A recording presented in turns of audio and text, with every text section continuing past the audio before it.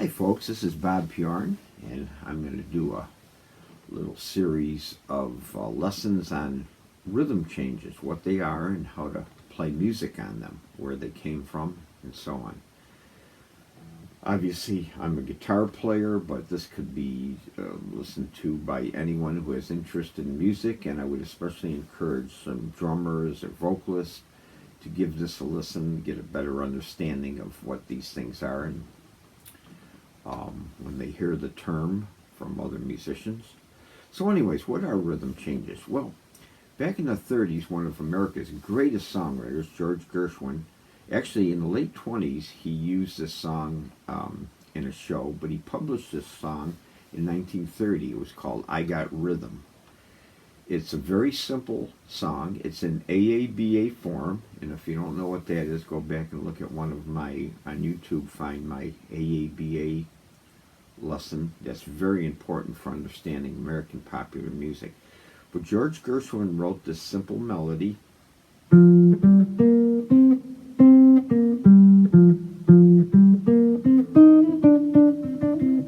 an AABA form, that's done again.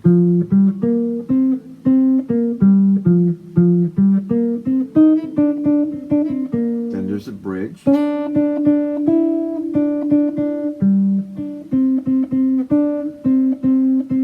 Then back to the beginning.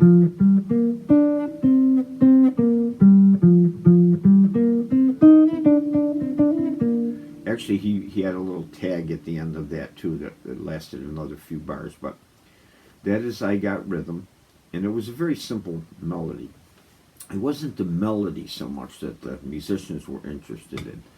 They were interested in the chord progression that he used. Now, the chords he used were based on this very simple chord progression called 1-6-2-5, which has even formed the staple of a lot of rock tunes and pop tunes of various generations. The rhythm changes is a little bit more than that. It is those chords played at 2-bar intervals, 1-6-2-5, and then the 1 chord, the 1 is a 7th, the 4 chord, the 4 is a minor, and then back to that. Now, you don't have to understand that middle part, just be aware that there's actually another set of chords in the A part. So rhythm changes are chords changing at 2-beat intervals based on this basic chord progression. Now, after doing that once through the A section, we do it again.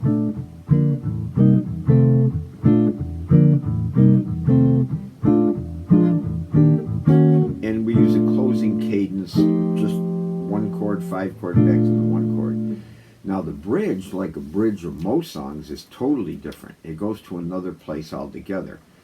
It goes to a D7 for 2 measures, G7 2 measures, C7 2 measures, and F7 2 measures. And then after that B section, we return, as is common, what you do in AABA form, we come back to the A section. So what we have, the changes to I Got Rhythm are a 32-bar sequence of chords in the form AABA. A little bit about the bridge.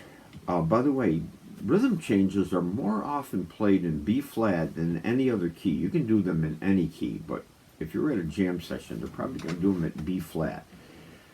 2 of the main instruments of jazz, the tenor saxophone and the trumpet, are B flat instruments, so they're actually in the key of C. They're pitched differently, which is another story altogether, but they often did rhythm changes in B flat to favor them being in the key of C. Well, anyways, you could do rhythm changes in any key, but more often than not, you're going to have them be done in B flat. Another thing they often do to test players' skill is to play them at a fast tempo. There's a great scene in the movie Kansas City where they're showing what represents the Count Basie band at the Club Reno jamming, and you can see 2 musicians pitted against each other playing very quickly on rhythm changes. If you ever get a chance to see that movie, great movie, Robert Altman, Kansas City. So anyways, rhythm changes are 32 bars long. They're based on the song I Got Rhythm by George Gershwin. They kind of abandoned his melody and came up with their own melodies. These are called contrafacts, where somebody takes an existing chord progression and comes up with another melody. Some great examples of this are Thriving from a Riff, Charlie Parker, Anthropology, Charlie Parker, Cottontail by Duke Ellington, and one I would learn if I were you to play on rhythm changes, probably one of the simplest. Count Basie often did many songs on rhythm changes, and Lester Young had a song called Lester Leaps In, which I'm sure he probably came up with this lick, which is a good one to learn.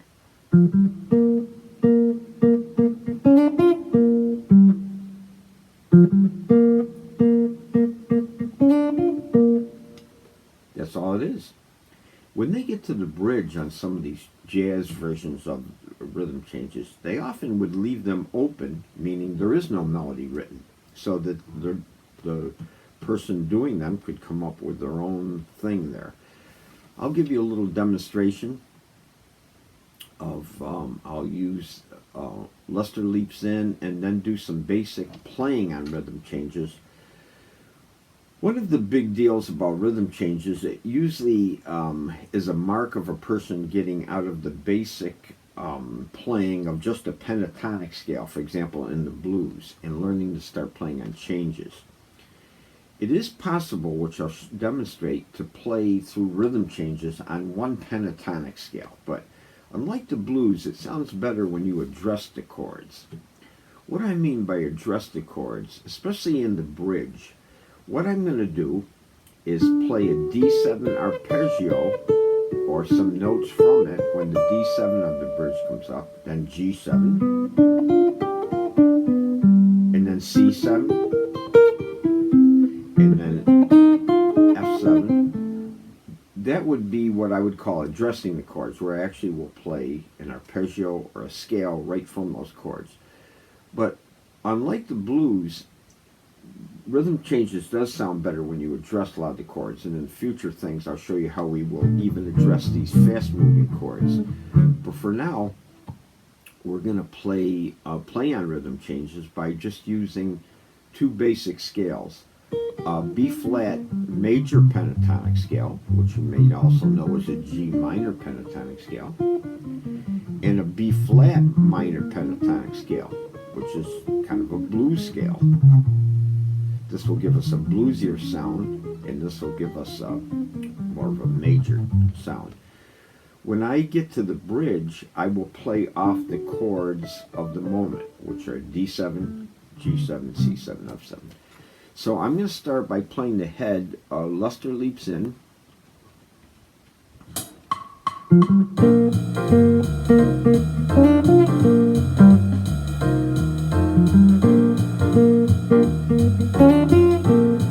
it all again.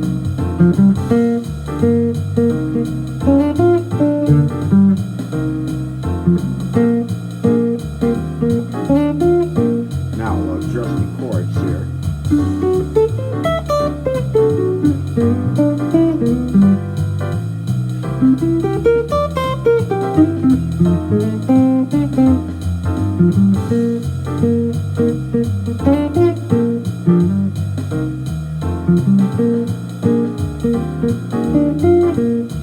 B-flat major pentatonic scale.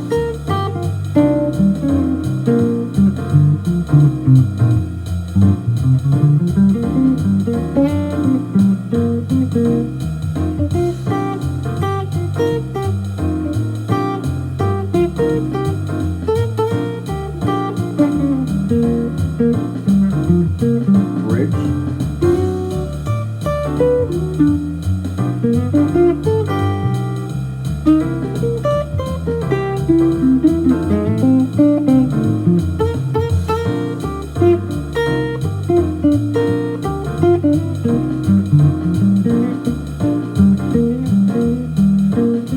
Here's B-flat minor pentatonic.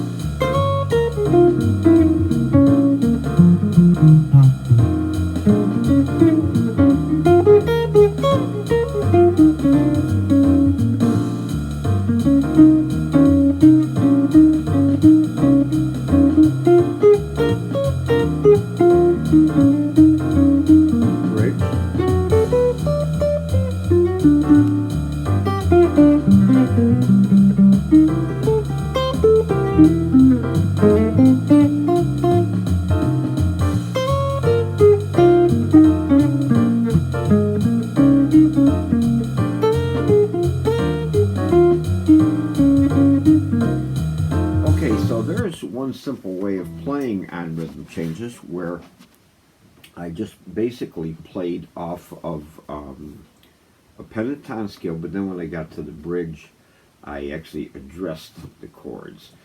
Is it possible to play on one of these scales through the whole thing? Well, if you play your cards right, you could. It's a little more interesting to try to play off the chords, but this time I'll actually demonstrate. I'm just going to stay on a B-flat pentatonic scale, which is essentially B-flat major pentatonic is like any pentatonic scale, of course, 5 notes. I'm just going to play through the whole song on those 5 notes.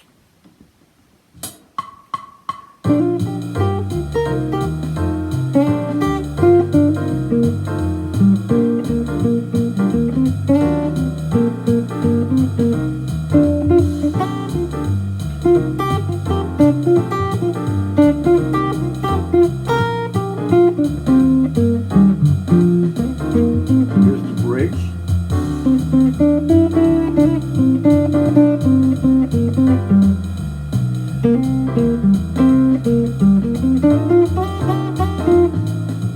Back to the A part.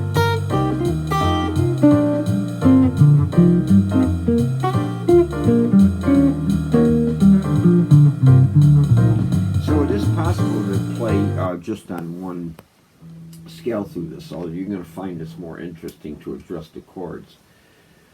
That's the big thing that happens in jazz. That is, it does happen in rock and roll and popular music, but not quite as often.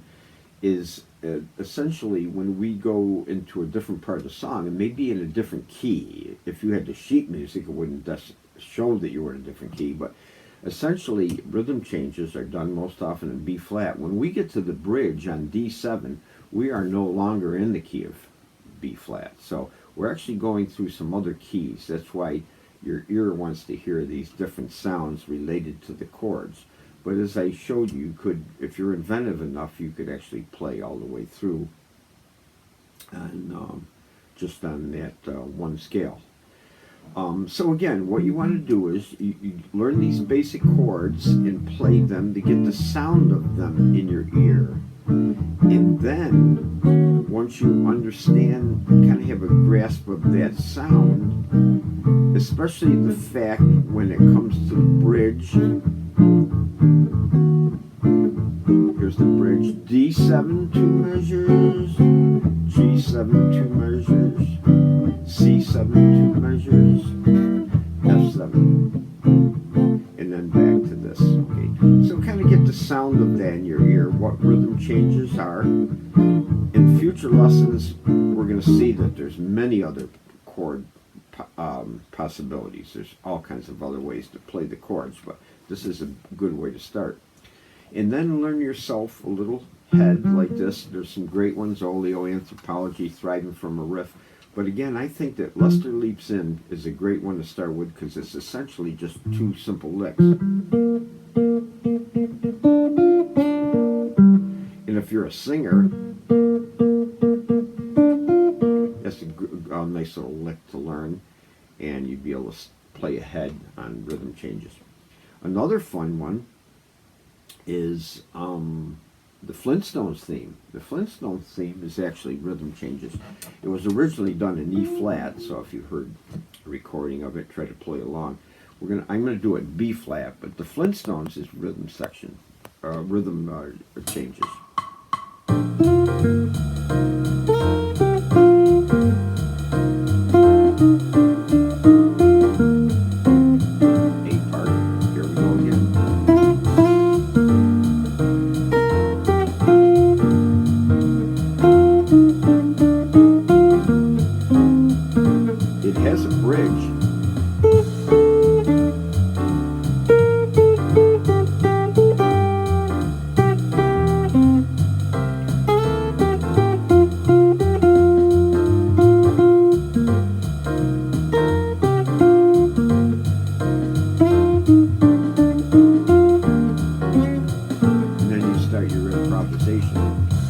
Flintstones theme, if you want to learn that one, that's a fun little tune to learn.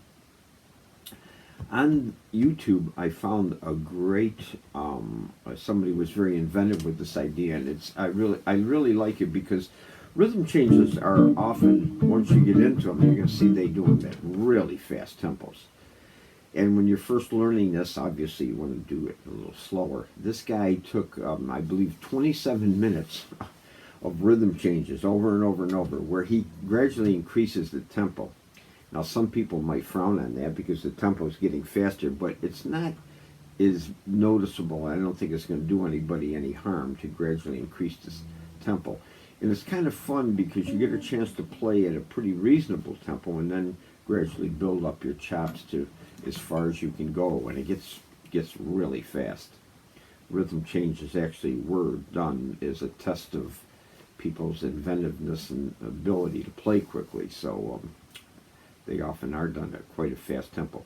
Again, most often in B flat. They could be done in any key. So in future lessons on the rhythm changes, I will try to address some of the other ways they play chords, because these other chords that they use, substitutions and so on, also give us a chance to play other kinds of scales. But for now, just playing on your pentatonic scales and maybe addressing the chords to the middle. For guitar players, I would encourage you to maybe learn a simple 7th arpeggio. This is an F chord moved up to D, simple F chord. Put the 7th in there, and we got a simple arpeggio, and then you could play it at G7, and then at C7, and then at F7. So you could actually play a little lick off of each of those chords when the bridge comes up. You don't need to use all the notes each time. You can do something very simple.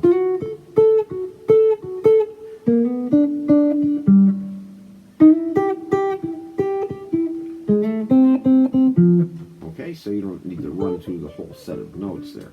Eventually you could try that, but at first just play a few notes from each chord. If you don't want to address those chords when you get there, again, you could stay on your pentatonic scale, but you're going to have to make some pretty good note choices.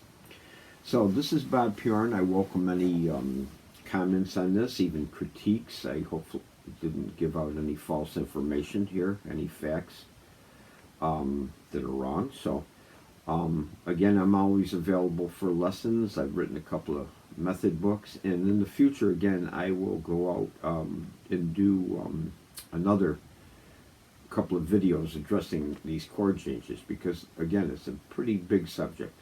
The best thing to do right now is find some backing tracks, and again, I recommend this one link that I'll put up. I contacted this guy, didn't get any feedback from him about not using these. I hope he doesn't mind, but I'll put these changes, link to these his progression of rhythm changes, how it speeds up quickly. A great way to play on it. So thank you, and I'll see you again in some future installments.